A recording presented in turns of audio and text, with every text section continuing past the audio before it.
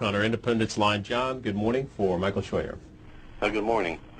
I, for one, am sick and tired of all these Jews coming on C-SPAN and other stations and pushing us to go to war against our Muslim friends. They're willing to spend the last drop of American blood and treasure to get their way in the world. They have way too much power in this country. People like Wolfowitz and Fife and the other neocons that Jewed us into Iraq, and now we're going to spend the next 60 years rehabilitating our soldiers. I'm sick and tired of it. John in Franklin, New York. Any comments? Yeah, I think that, of course, American foreign policy is eventually up to the American people. One of the big things that we've not been able to discuss in this country for the last 30 years is our policy toward the Israelis.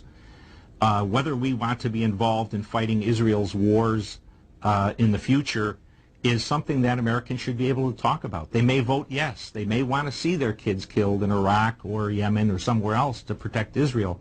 But the question is, we need to talk about it. Ultimately, Israel as a country is of no particular worth to the United States. It doesn't. You mean strategically? We have they have no resources we need. Their manpower is minimal. Their association with us is a negative for the United States.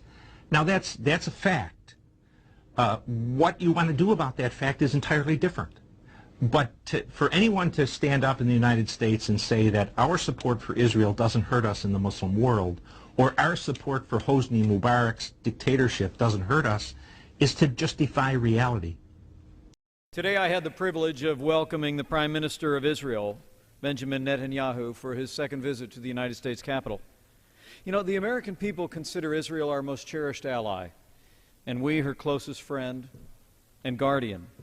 As we met, Israel lives under the shadow of a threatening neighbor seeking nuclear weapons. But remarkably, this administration seems intent on focusing on a controversy over construction in undisputed areas of Jerusalem instead of the threat of a nuclear Iran.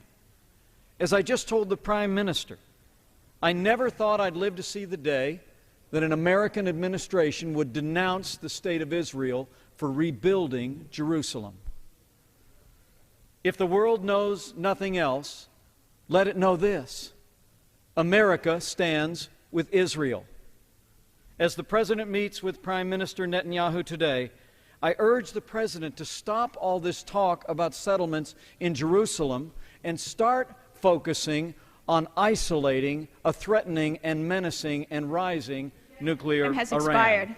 The American people and the American Congress in both parties support the state of Israel.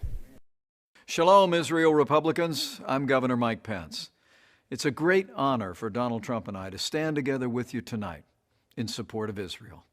And I'm deeply humbled to be speaking to you at this historic time and with all of you there in that special holy place of Jerusalem, the eternal home of the Jewish people.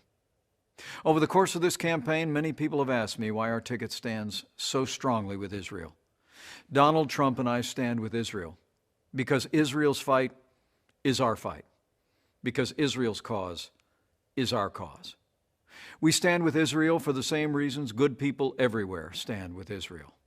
We stand with Israel because her cause is just, because her values are our values, and because her fate is our fate. Israel is not just our strongest ally in the region. As I've said for so many years, Israel is our most cherished ally in the world. Currently, Israel lives under the ominous shadow of a threatening neighbor who seeks to wipe her off the face of the earth.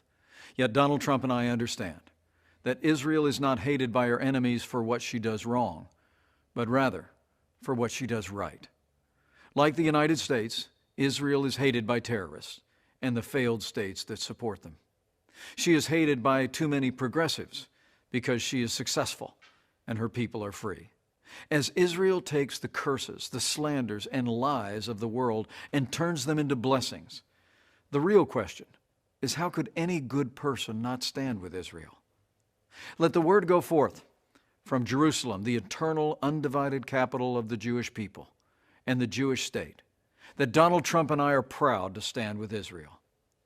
The American people are proud to stand with Israel.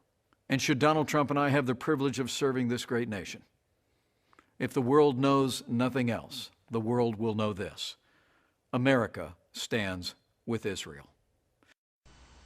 And this may be you don't want to hear, I don't know. And I certainly don't want to hurt you on your show. You have one of the best. You're fair.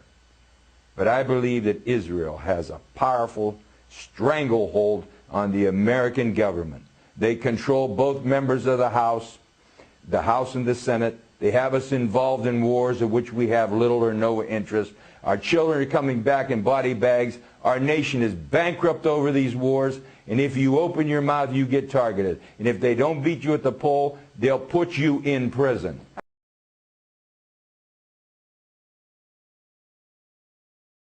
Good to see you again. Wonderful to see you, Mr. Prime Minister. Thank you so much for greeting me and spending a little bit of time. It's a pleasure. From my 12 years on Capitol Hill, from my 2 years leading the great state of Indiana, I can say that support for Israel in the United States has never been stronger. And the strong and broad bipartisan support for the state of Israel, I know, will be reflected in decisions that our Congress makes in the months ahead to preserve the support the United States provides to Israel, to ensure that Israel is able to enter into negotiations to achieve defensible borders and secure its own peace and security in the years ahead. And I just I would pledge to you, from my vantage point in the heart of the heartland as well, that not just during this very special time of the year for people who share my tradition, but all throughout the year, that the appreciation for the state of Israel and the partnership between the state of Israel and America has never been stronger.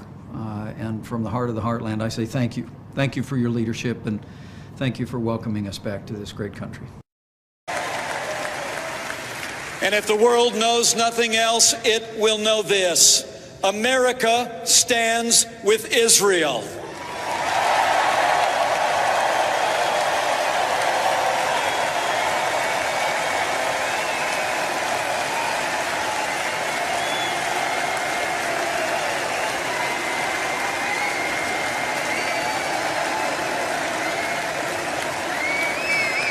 We begin, though, with today's closed-door meeting between the President and Israeli Prime Minister Benjamin Netanyahu. Just over an hour from now, the two leaders are going to discuss Israel's decision to build housing units in East Jerusalem, an area Palestinians want as the capital of their proposed state. These developments seen as a direct provocation in this debate. The Obama administration opposes this development. Netanyahu, however, will not budge. The Jewish people were building Jerusalem 3,000 years ago, and the Jewish people are building Jerusalem today. Jerusalem is not a settlement. It's our capital. This international dispute has now become a domestic political issue here in the U.S. Take a listen. I never thought I'd live to see the day that an American administration would denounce the Jewish state of Israel for rebuilding Jerusalem. The time has come for this administration to stop bullying Israel. Are you seriously suggesting that the U.S. should be indifferent to whether Israel survives? I think that's exactly what I'm suggesting. How could that possibly be when Israel is the closest ally and when it's the only democratic state in the region? Well, I think democracy is sort of a silly foreign policy goal, sir. We've proved that pretty much in Afghanistan. Why is it silly when we've shown that democracies are less likely to wage war on each other than non-democracies? Mr. Sebastian, that's an academic school I think is very strong here at Georgetown. Democracies are... Well, do you have any counter-argument to that? Well, I would... 4 years in the United States, when the world's two greatest democracies have managed to kill 640,000 of their own people. Democracies will fight just as other people will. But it's not the business of the United States, never has been, to install democracy anywhere. We don't do it very well. We do it ridiculously badly, as a matter of fact. And not to preserve countries that have democracies? I don't see any reason. You know, that's a canard that's very popular, that countries have a right to exist. Countries have a right to defend themselves. And your accusation that Israel and its representatives corrupt U.S. politics? No, not at all. I very seldom talk about Israel at all. I said pro-Israeli Americans. All right, pro-Israeli Americans. What's your evidence for saying they corrupt U.S. politics? Look what they did to Ambassador Freeman in the past couple of weeks. Is that corruption of U.S. politics? That's a lobby doing what a lobby does, isn't it? Well, that may be the case. Well, then I would argue that the fact that... The tobacco lobby does what it does, the gun lobby does what it does, and the Israel lobby, whichever of the many groups it embraces, does what it does. That's the lobby system, isn't it? Well, none of the other lobbies you mentioned, sir, do things that eventually rebound to America's harm. The Israeli lobby does exactly that. And what exactly has the harm been? What the Israeli lobby has done is to convince Americans, or have tried to convince Americans, that Israeli interests are identical with U.S. national security interests. A lot of people would believe that to be true. Well, a lot of people are foolish then, and leading America into defeat. Michael Scheuer, thank you very much indeed.